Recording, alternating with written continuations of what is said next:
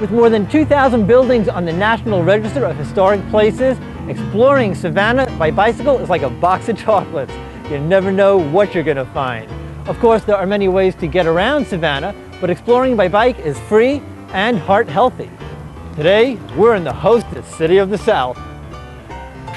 Sir, Henry Street. Henry Street? Oh yes, sir, Henry Street. It's about 5 or 6 blocks down that way. That way? Down that way. That's what I'm talking about. That's Southern hospitality. It was nice talking to you. Now that was Ira David from Pedal America.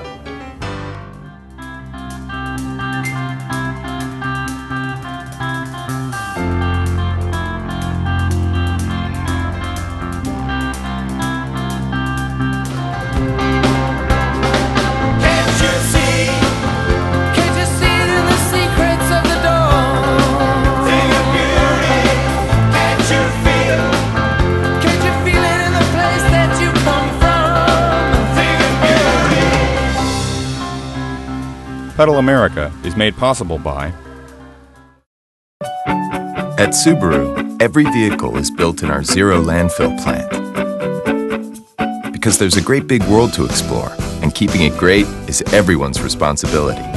Subaru, proud sponsor of Pedal America. Better Oats, instant oatmeal with whole grain oats, flax, and 23 flavor choices. Old-fashioned oatmeal texture for today's active lifestyles. Better Oats, choice of a new generation.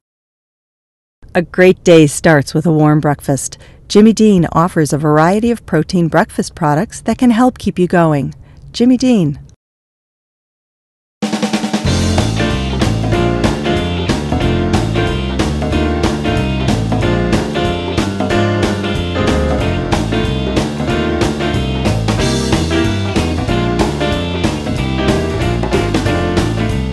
With 2,350 historic buildings and structures within a 2.5-mile radius, Savannah, Georgia stands as the largest historic landmark district in the country.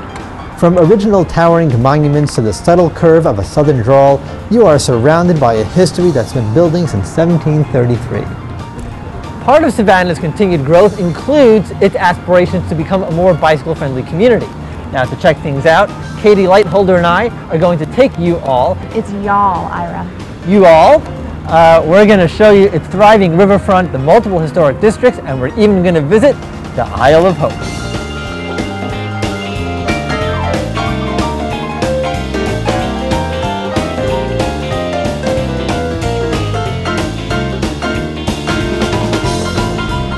Right now we're riding through Savannah's Victorian district, which will take you on a journey back to the 1800s. They have these grid pattern-lined streets here that are full of live magnolia trees and Spanish moss-draped oak trees. And they have these beautiful Queen Anne Victorian framed homes with cast iron balconies and a couple potholes here and there. Now in 1974, this entire area was remade to look like it was back in the day. And then they put it on the National Register of Historic Places. Now, I don't know about you guys, but when I ride around places like this, I kind of want to trade in my bike gear for a long petticoat and white umbrella. Frank, is there a nearby store? Nearby store? Well, let's see, what, crinolines are us? No, I've got to be somebody somewhere. Well, today we're riding with Frank McIntosh, who's the executive director of the Savannah Bicycle Campaign.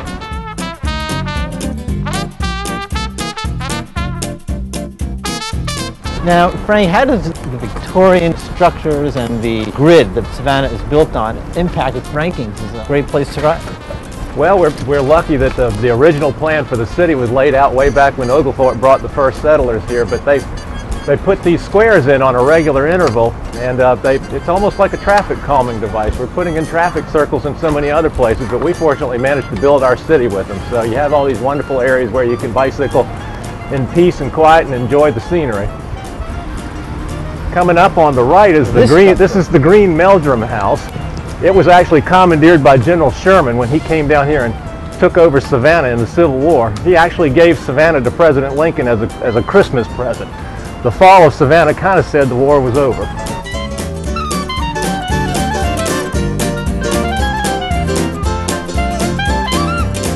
We're riding on Bull Street, which is really the spine of the historic district. It's just one of the most beautiful streets you'll ever want to ride on.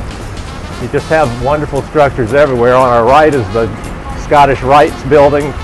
It's a Masonic structure. We're getting ready to pass Jones Street here. Later on, I think y'all will be having lunch with Mrs. Wilkes, who's right down that way. That's one of wonderful brick paved street through most of its length. If you're ever in Savannah, make sure to noodle around on Jones Street.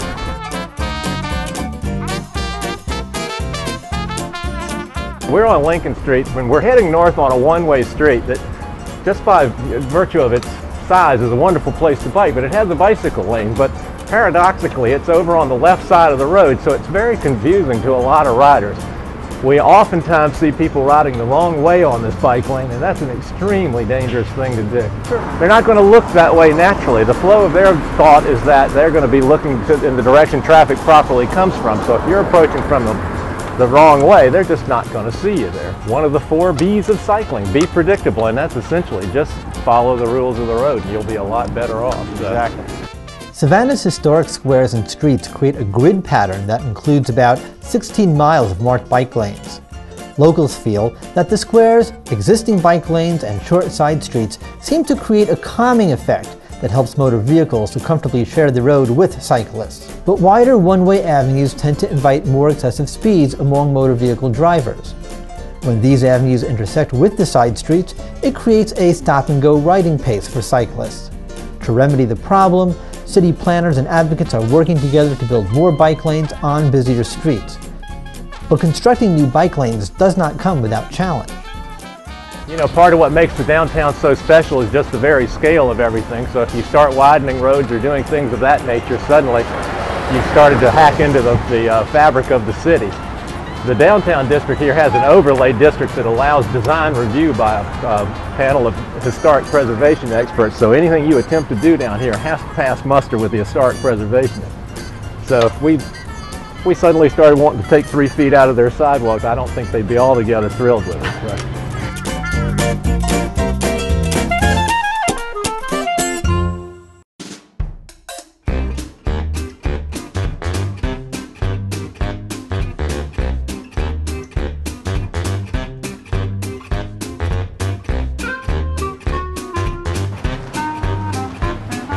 This is Forsyth Park.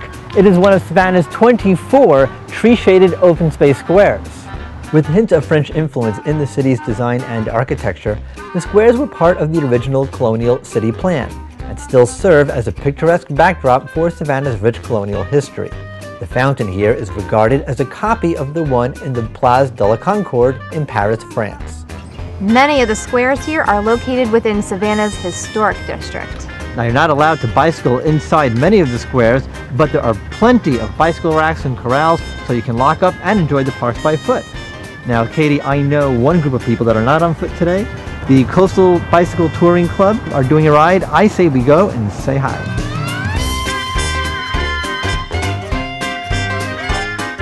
We're a local bike club here in Savannah. We have about 100 members. We have rides every Saturday. We have maybe 20 to 30 people that ride regularly. Terrific. And you invite people of all abilities to come out and ride? Yes, we usually have at least 2 groups, you know, one faster, one slower. Yeah, is this a no person left behind ride? That's correct. And so I know you all want to get going, so... You all, you're in you all, oh, okay. Y'all. You all want to get going. Y'all.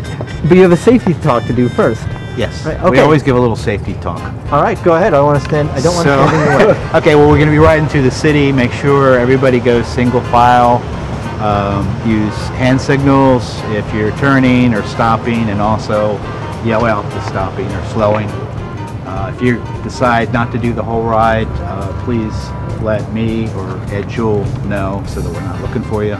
Well, let's all wish them a safe trip. Go on out there and have a great time. All right, come with us. or maybe we'll see you out there. Okay. All right. All right. Thanks a lot. We'll put on our top.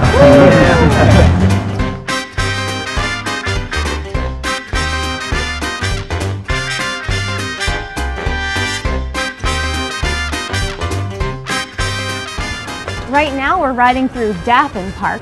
which is not as popular as Forsyth, but it's 80 square acres and it's home to the sand gnats. Oh, sand gnats? I hate when I get those in my mouth, you know, when I'm cycling. And well, actually, the sand gnats are a minor league baseball team.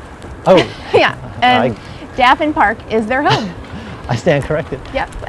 This park is also great to ride your bike around and maybe bring a picnic lunch. And they also do things like movies in the park too. Lots of fun.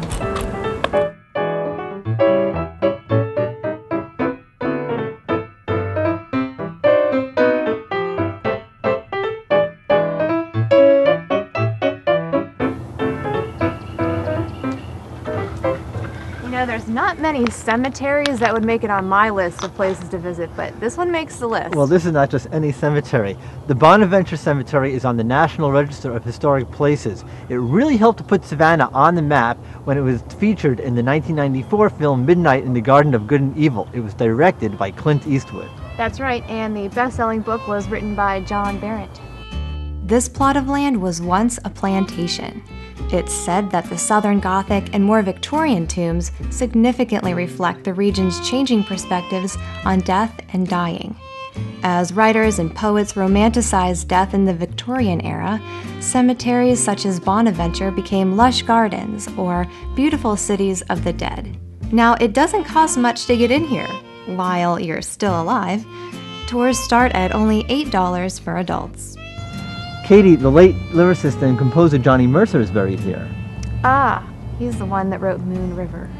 His great-grandfather was Confederate General Hugh Wheaton Mercer. The general started to build the now famous Mercer House over on Bull Street, but he never finished construction. The next owner, Jim Williams, finished the job, and he was eventually tried for murder. His trial was the centerpiece for John Berent's book. Well, we still have more to see. Someplace more lively? Let's go.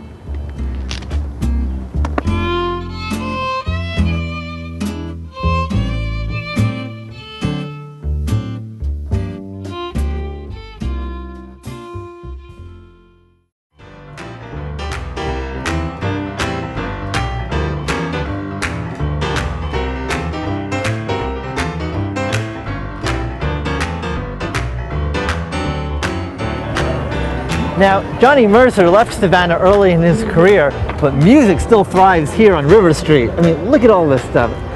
I know, this city is so fun. Thank you very much.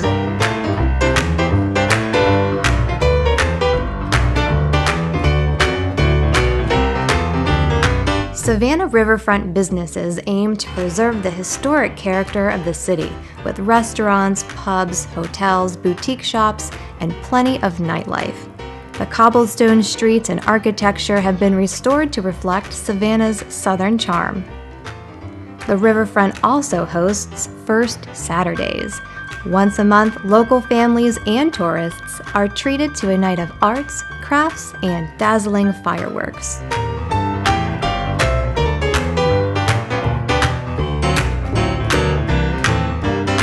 Both the city and the Savannah Bicycle Campaign have installed more than 50 bicycle racks around the city. Some of those racks hold up to 20 bikes. The racks are not just a place to park.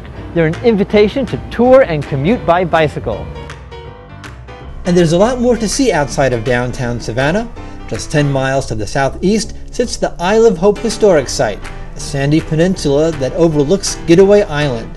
Here you can ride on sleepy streets to admire exquisite waterfront homes or discover the wonder of Oak Avenue, a 1.5-mile roadway lined by more than 400 expansive oak trees that will lead you to the Wormsloe Historic Site. Chris, you're the general manager of the Wormsloe Historic Site. How did this plantation become this beautiful wooded area? Well, it dates to the beginning of the colony of Georgia in the 1730s. It was established by a man named Noble Jones.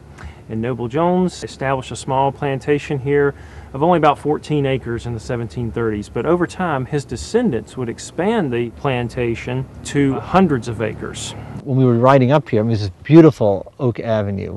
But when we got here, we're not allowed to bike beyond this point. Why not? We do limit vehicular and bike traffic to the Oak Avenue itself because it has a nice layer of aggregate on it. The back trails, though, don't have that protection on the top layer there. So what we're trying to do is prevent erosion from too much vehicular traffic, and also we want to protect the cultural resources that are in the ground at Wormsloe, like archaeological remnants that may be left behind, and so we want to make sure that those are preserved too. So where did people settle in colonial Georgia? Well, when they first arrived, they established the town of Savannah. And they were, everyone was expected to live in town. But eventually they started giving 500-acre leases to certain settlers like Noble Jones. And that's where he established Wormsloe in 1736. Okay. Noble Jones was also the surveyor who laid out those plots that people settled on. So he laid out the city of Savannah. He also laid out the city of Augusta, Georgia, and also Ebenezer, Georgia. So he's responsible for the grid of downtown in the historic district and the squares? That's correct.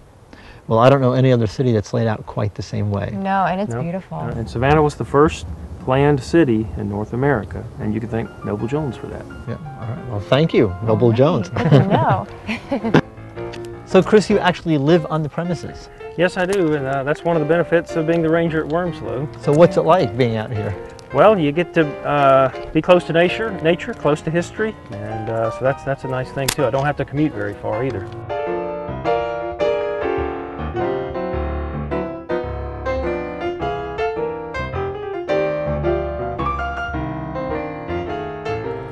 Well, Katie, we've been pedaling for about 15 miles now, and that usually is enough to stir up some hunger pangs. Now, one thing I like to avoid on the bicycle is bonking. Bonking is a cycling term. It basically means that your muscles are depleting of energy. It's your body's way of saying you need something to eat. Now, to avoid bonking, I usually carry around an energy snack or a protein bar, something like that. That's always a good plan, and you should always make sure you're wearing plenty of sunscreen and drinking lots of water or other beverages that contain electrolytes. Now, your bicycle needs its own form of hydration, and that usually comes in the form of grease. It's really important to keep your chain and cables lubed so that your cycling doesn't feel sluggish or uncomfortable.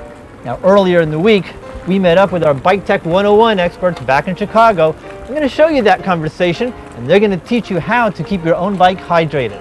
While you look at that, we're going to head back to the historic district, and we're going to take you out for some real southern cooking.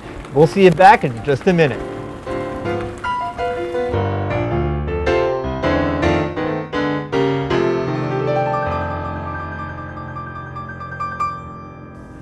Chris, nobody likes a squeaky bike. What is the best way to keep the bike hydrated?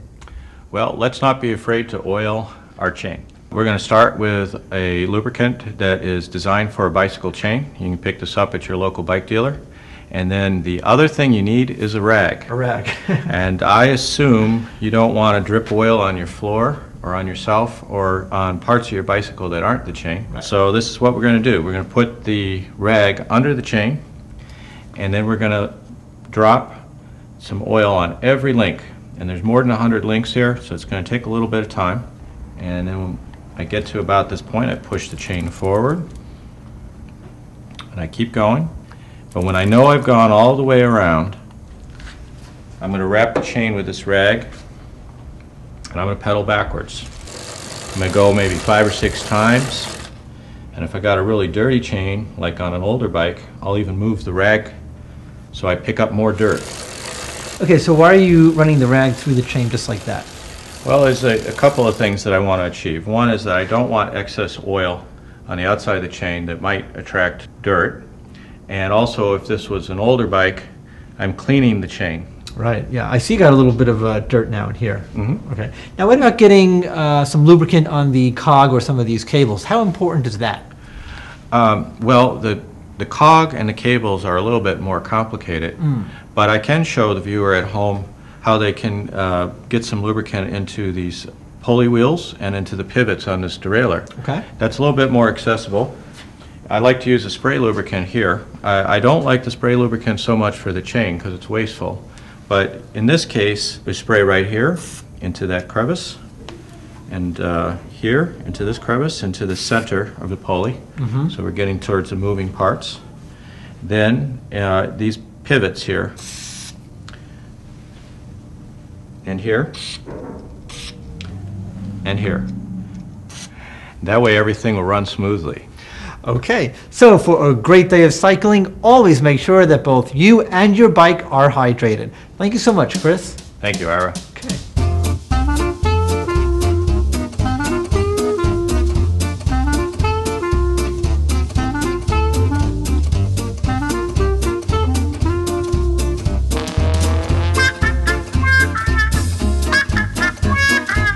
Well, we finally made it back to the historic district, and we are on Jones Street, one of the most elegant thoroughfares in downtown Savannah. Here you will have no problem finding a legacy of Southern cooking. Just look for the line out the door. Let's get some food. Okay.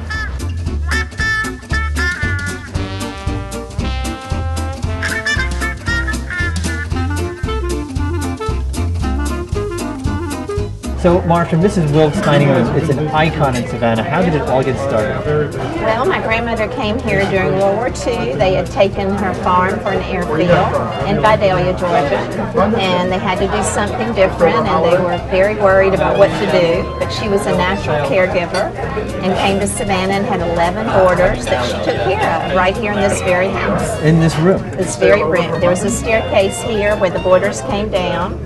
And in those days, we only had one table. She just primarily took care of those 11 people. And then she would let the neighbors come, and the boarders bring friends. And when I was a little girl, we had 3 tables, those 3 tables just there. Now, I'm looking at all these wonderful dishes here. What are some of the favorites? Well, of course, the fried chicken is the very favorite. Everybody wants fried chicken. We used to do fish and baked chicken and several other things, but people would get very upset if they didn't have their fried chicken. So now we have fried chicken and barbecue and beef stew, and we have chicken and dumplings on Thursday and meatloaf on Wednesday. We try to change it up a little bit. We do have some people that eat with us every day, including me and the whole family. So that's, you know, what we try to do. Now, you cater to some large cycling groups from time to time. We do, and they're some of our favorite people. We love the cyclists. They're always just thrilled to be here, and they enjoy life so much. All of you outdoorsmen. And part of the fun of eating here is you might be eating with somebody from Europe or China or anywhere in the world. Do you have any first-timers that come here and are surprised because you didn't order? Yes, we do. Just brought to you. Stand in line, and sometimes they come in and they're like, oh, the food's here. But, you know, it's not unusual to wait a while in line during the busy seasons that we have here in Savannah. And it's nice when you get in, you're right at the table, you start. It's like Thanksgiving dinner. Right, and they're shared tables. Right. A lot of people have said to us if we could have sat down and eaten with a lot of the people we've had battles with, we might not have had to fight some of those wars we fought. Particularly that early one on that people like to talk about a lot. So it's been a wonderful experience for us. You know, growing up here as a little girl, I've always felt like everybody was family, you know, and that's how we like to feel like we're having 200 people to our house for lunch every day. That's our goal. Well, it does feel like family here, and we are cyclists, and cyclists like to eat. That's right. That's right. And you can eat. Can we sit down now? We'd love to have you join these folks right here and enjoy your lunch. All right, thank you so much. Thank you very much. Hi, everybody. I hope you all save some food for us. Oh, yeah.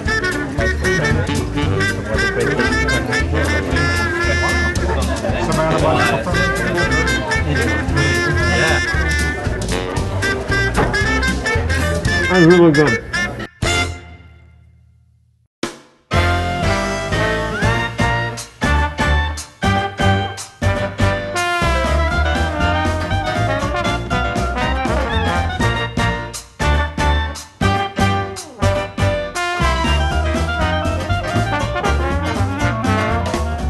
Well, Katie, it seems like Savannah still has some more work to do, but they're really charting a course to become a lot more bicycle friendly. And I think there are a lot of options for tourists, for commuters to go out with their bikes. I wish more people wore helmets here, but they're coming along. So you all come down here, have a great... It's not you all, it's y'all. That's what I said. You all, right? Y'all. You. No. Okay, can another way, I'll tell you another way. It's a combination of the north and the south. It's y'all and y'all. I did my research. Yes. The research that I had, you know, I looked up in the dictionary and it showed It's in the script. It's in the script. It Y'all. says y'all. You gotta have that. I want a chocolate. Y'all. All right, well, Why, we're yes, I do. trying to figure this out. I'm Ira David. Don't you think We'll all it's get out y'all? there and pedal America. Yeah. You are. You're from here. It is one of Savannah's 24 tree shade open space squares. But I just can't You get it can do today. it. Deep breath. Wild monkeys. You don't see that very often. I will okay. tackle you to the ground. With my if you bike? do not get it in one take. Yes. My bike. Let's do it like that. Get that on camera. 6078, take 2. I'm sorry, we gotta go back. Yeah. You guys are fine, just, but please, nobody look at the camera, just look at it right here. Pedal America is made possible by At Subaru, every vehicle is built in our zero landfill plant. Because there's a great big world to explore, and keeping it great is everyone's responsibility. Subaru, proud sponsor of Pedal America. Better Oats, instant oatmeal with whole grain oats, flax, and 23 flavor choices. Old-fashioned oatmeal texture for today's active lifestyles. Better Oats, choice of a new generation. A great day starts with a warm breakfast. Jimmy Dean offers a variety of protein breakfast products that can help keep you going. Jimmy Dean. To learn more about Pedal America, bike safety, or how to get involved in trail maintenance, please visit us at pedalamerica.tv or on Twitter, Facebook, and YouTube.